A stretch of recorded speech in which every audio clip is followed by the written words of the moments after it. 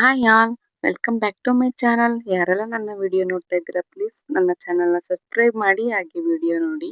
ಇವತ್ತು ನಮ್ಮ ಚಾಮರಾಜನಗರದಲ್ಲಿರೋ ವಿಶಾಲ್ ಮಾರ್ಟ್ಗೆ ಬಂದಿದ್ದೀವಿ.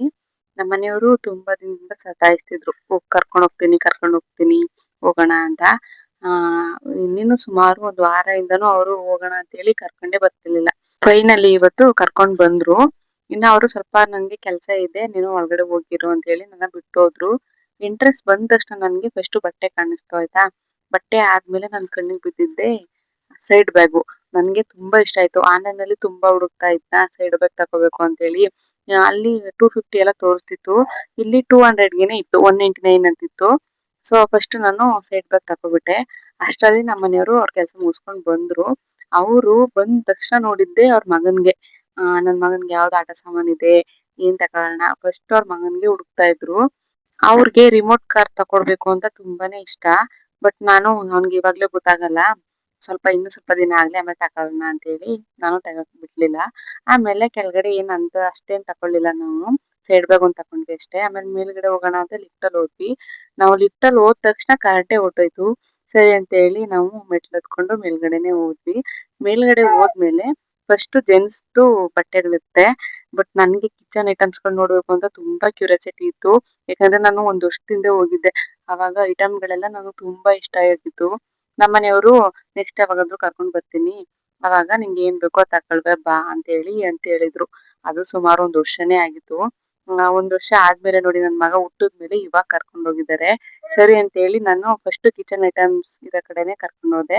ಅಲ್ಲೂ ನನ್ಗೆ ಏನೇನ್ ಬೇಕಿತ್ತು ನೋಡಿ ಅದೆಲ್ಲ ತಕೊಂಡೆ. ಪ್ಲೇಟು, ಬೌಲು, ಲೋಟ ಇದೆಲ್ಲ ಬೇಕಿತ್ತು.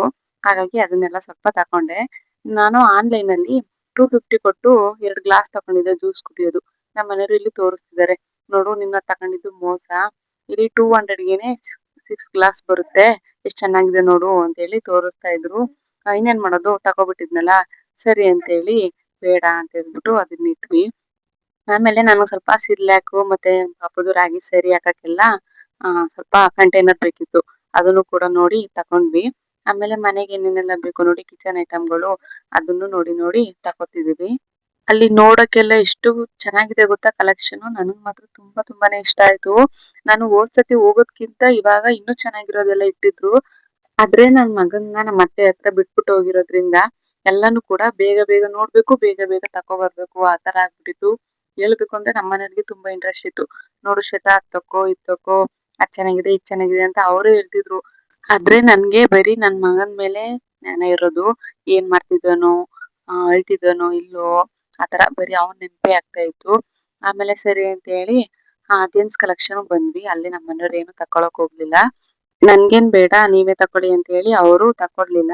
ಆಮೇಲೆ ಸರಿ ಬರೋದ್ ಬಂದಿದೀವಿ ನೋಡ್ಕೊಂಡ್ ಹೋಗೋಣ ಅಂತ ಹೇಳಿ ಒಂದ್ ರೌಂಡ್ ನೋಡ್ಕೊಂಡ್ ಬಂದ್ವಿ. ಆಮೇಲೆ ಕೆಳಗಡೆ ಬಂದ್ವಿ. ನಾವು ಲಾಸ್ಟ್ ಕೆಳಗಡೆ ಬಂದು ಬಿಲ್ ಹಾಕ್ತಿದ್ವಿ. ಆಮೇಲೆ ಬಿಲ್ ಹಾಕ್ತಿರ್ಬೇಕಾದ್ರೆ ಪಕ್ಕದವ್ರು ಯಾರೋ ಅವ್ರ ಪಾಪುಗೆ ಸೈಕಲ್ ತಕೊಂಡಿದ್ರು ಆಯ್ತಾ. ಅದ್ ನೋಡಿ ನನಗೊಂಥರ ಆಸೆ ಇತ್ತು, ನಮ್ ಪಾಪುಗೆ ಏನಾದ್ರು ತಕೋಬೇಕಲ್ಲ, ಬರೀ ಬಟ್ಟೆ ಈ ತರ ಸಣ್ಣ ಪುಟ್ಟ ತಕೊಂಡಿದ್ದೆ. ಆದ್ರೆ ಆಟ ಆಡೋದಿಕ್ಕೆ ಟಾಯ್ಸು ಏನಾದ್ರು ತಕೋಬೇಕು ಅಂತ ನನ್ಗೆ ಇಷ್ಟ ಆಯ್ತು. ಆಮೇಲೆ ನಮ್ಮ ಮನೆಯವ್ರಿಗೆ ಹೇಳ್ದೆ, ಪಾಪುದು ಆಟ ಆಡೋದು ವೀಲ್ ಚೇರ್ ಅಲ್ಲಿ ಇಟ್ಟಿದ್ರು ತಗೊಳ್ಳೋಣ ಅಂತ. ಅದಕ್ಕೆ ಅವರು ಹೌದಾ ಸರಿ ನೋಡ್ಕೊಂಡ್ ಹೋಗು ಅಂತ ಹೇಳಿದ್ರು. ನಾನ್ ಹೋಗಿ ನೋಡ್ಕೊಂಡ್ ಬಂದೆ. ಆಮೇಲೆ ನಾನು ಹೇಳ್ದೆ, ಈ ತರ ನನ್ಗೆ ಗೊತ್ತಾಗಲ್ಲ, ನೀವ್ ಮತ್ತೆ ಚೆಕ್ ಮಾಡಿ ನೋಡ್ಕೊಂಡ್ ಬರ್ತೀರಾ, ತಕೊಂಡ್ ಹೋಗಿ ಅಂತ. ಆಮೇಲೆ ಅವರು ಈ ಕಲರ್ ಇತ್ತು ಇದನ್ನ ತಕೊಂಡ್ ಬಂದು ಅದನ್ನು ಬಿಲ್ ಮಾಡಿಸ್ಕೊಂಡ್ವಿ. ನಾನು ಪಿಂಕ್ ಕಲರ್ ತಕೊಂಡ್ ಬನ್ನಿ ಅಂತ ಹೇಳಿದ್ದೆ. ಅದಕ್ಕೆ ಅವರು ಪಿಂಕ್ ಕಲರ್ ಡ್ಯಾಮೇಜ್ ಆಗೈತೆ, ಇದು ಬ್ಲೂ ಕಲರ್ ಚೆನ್ನಾಗೈತೆ ಬಿಡು, ಇದೇ ಇರ್ಲಿ ಅಂತ ಹೇಳಿ ಇದನ್ನೇ ತಕೊಂಡ್ ಬಂದ್ರು. ಆಮೇಲೆ ಇನ್ನೊಂದೇನಪ್ಪಾ ಅಂತ ಹೇಳಿದ್ರೆ, ನಾವು ಎಂಟ್ರೆನ್ಸ್ ಹೋದ ತಕ್ಷಣ ಅಲ್ಲಿ ಚಿಕ್ಕದು ಚೇರ್ ಇಟ್ಟಿದ್ರು ಆಯ್ತಾ. ಅದ್ ತಕೊಳ್ಳೋಣ ಅಂತ ಆಸೆ ನನ್ಗೆ. ಬಟ್ ನನ್ಗೆ ಫೀಡಿಂಗ್ ಚೇರ್ ಬರುತ್ತೆ ನೋಡಿ, ಆ ತರ ಇದ್ರೆ ಪಾಪ ಮುಂದೆ ಬಿದ್ದೋಗಲ್ಲ ಅಂತ ಹೇಳಿ ಆ ತರ ಹುಡುಕ್ತಿದ್ದೆ. ಬಟ್ ಆ ತರ ಇರ್ಲಿಲ್ಲ. ಆಮೇಲೆ ನಮ್ಮ ಮನೆಯವರು ನೋಡು ಇದ್ರಲ್ಲೇ ತಿನ್ನಿಸ್ಬೋದು ಅಂತ ಹೇಳಿ ಅದೆಲ್ಲ ತಿನ್ನಿಸ್ತಾ ಇದ್ರು. ಆಮೇಲೆ ನೋಡಿ ನಾನು ಬಾಕ್ಸಸ್ ನ ಕಿಚನ್ಗೆ ಅಂತ ತಂದಿದ್ದೆ. ಅದನ್ನ ತಂದ ತಕ್ಷಣ ನಮ್ಮ ಅತ್ತೆ ತೊಳೆದು ಇಟ್ಬಿಟ್ಟಿದ್ರು. ಅದಕ್ಕೆ ಅಲ್ಲೇನೆ ಸ್ವಲ್ಪ ವಿಡಿಯೋ ಮಾಡ್ಕೊಂಡೆ. ಆಮೇಲೆ ಸ್ಪೂನ್ ಕೂಡ ತಂದಿದ್ವಿ, ಅದನ್ನ ನನ್ನ ಫ್ರೆಂಡ್ ಗಿಫ್ಟ್ ಕೊಟ್ಟಿದ್ರು.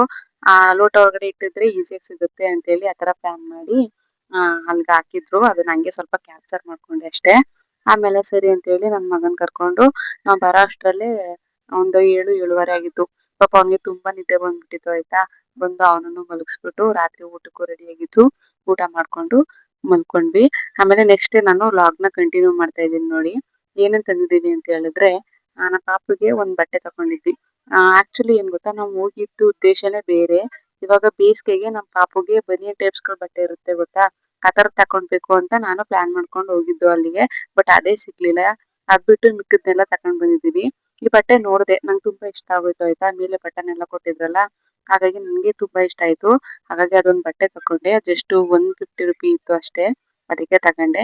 ಆಮೇಲೆ ನೋಡಿ, ಸೈಡ್ ಬ್ಯಾಗ್ ಅಂತ ಹೇಳಿದ್ನಲ್ಲ, ಇದು 199. ಇದನ್ನು ಕೂಡ ಒಂದ್ ತಕೊಂಡೆ. ಇದು ಸೈಡ್ ಬ್ಯಾಗ್ ಆಗಾದ್ರು ಯೂಸ್ ಮಾಡ್ಕೋಬಹುದು, ಅಥವಾ ಶಾರ್ಟ್ ಬ್ಯಾಗ್ ಆಗಾದ್ರು ಕೂಡ ಯೂಸ್ ಮಾಡ್ಕೋಬಹುದು. ಅದಾದ್ಮೇಲೆ ನೆಕ್ಸ್ಟ್ ಒಂದು ಚಿಕ್ಕದು ಬೌಲ್ಗಳು ಬರುತ್ತೆ ನೋಡಿ, ಚಟ್ನಿ ಆತರ ಎಲ್ಲ ಹಾಕೋದಕ್ಕೆ, ಅದೊಂದ್ 2 ಬೌಲ್ ತಕೊಂಡೆ.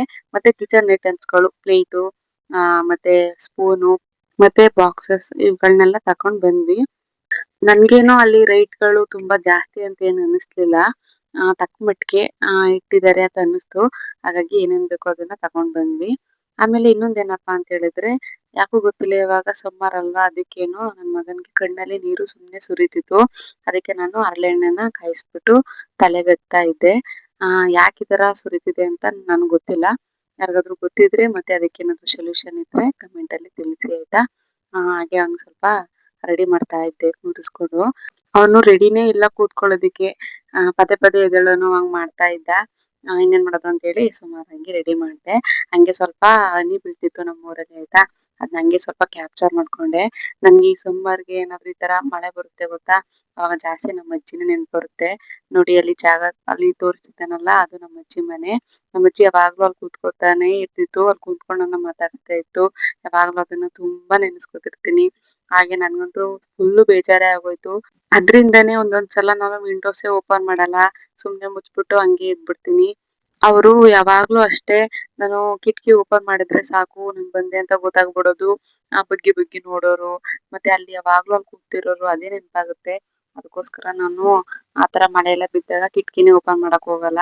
ಆಮೇಲೆ ಇನ್ನೊಂದೇನಪ್ಪಾ ಅಂತ ಹೇಳಿದ್ರೆ, ನಮ್ಮ ಅಜ್ಜಿ ತೀರೋಗಿ ಕರೆಕ್ಟ್ ಆಗಿ 1 ವರ್ಷ. ಮೇ ಮಂತ್ ಮತ್ತೆ 19ನೇ ತಾರೀಕಲ್ಲಿ ಅವರು ಇದೇ ಟೈಮ್ ಅಲ್ಲಿ ತೀರೋಗಿದ್ದು ಆಯ್ತಾ. ಹೇಳ್ಬೇಕು ಅಂದ್ರೆ ನನ್ ಮಗನಿಂದ ಸ್ವಲ್ಪ ಮರಿತಾ ಇದೀನಿ, ಇಲ್ಲಾಂದ್ರೆ ಫುಲ್ಲು ನೆನಪಾಗ್ತಾರೆ. ಆದ್ರೆ ಏನು ಮಾಡಕ್ಕಾಗಲ್ಲ ಅಂತ ಹೇಳಿ ಸುಮ್ನೆ ಇರೋದಷ್ಟೇ. ಆಮೇಲೆ ನಮ್ ಪಾಪು ಸ್ವಲ್ಪ ಸಿರ್ಲಾಕ್ ತಿನ್ಸೋಣ ಅಂತ ಹೇಳಿ ಸಿರ್ಲಾಕ್ ತಿನ್ನಿಸ್ತಾ ಇದ್ದೆ. ಅಷ್ಟರಲ್ಲಿ ನಮ್ಮ ಅತ್ತೆಯವರು ಬಂದು ಪಾಪನ ಮಾತಾಡಿಸ್ತಾ ಇದ್ರು. ಇಷ್ಟ ಆಗಿತ್ತು ಇವತ್ತಿನ ವಿಡಿಯೋ. ಯಾರಿಗೆಲ್ಲ ಈ ವಿಡಿಯೋ ಇಷ್ಟ ಆಯ್ತು ಪ್ಲೀಸ್ ಒಂದು ಲೈಕ್ ಮಾಡಿ. ಹಾಗೆ ಯಾರೆಲ್ಲ ಸಬ್ಸ್ಕ್ರೈಬ್ ಮಾಡಿಲ್ಲ ನನ್ನ ಚಾನೆಲ್ ನ ಸಬ್ಸ್ಕ್ರೈಬ್ ಮಾಡಿ, ಹೀಗೆ ಸಪೋರ್ಟ್ ಮಾಡಿ. Thank you.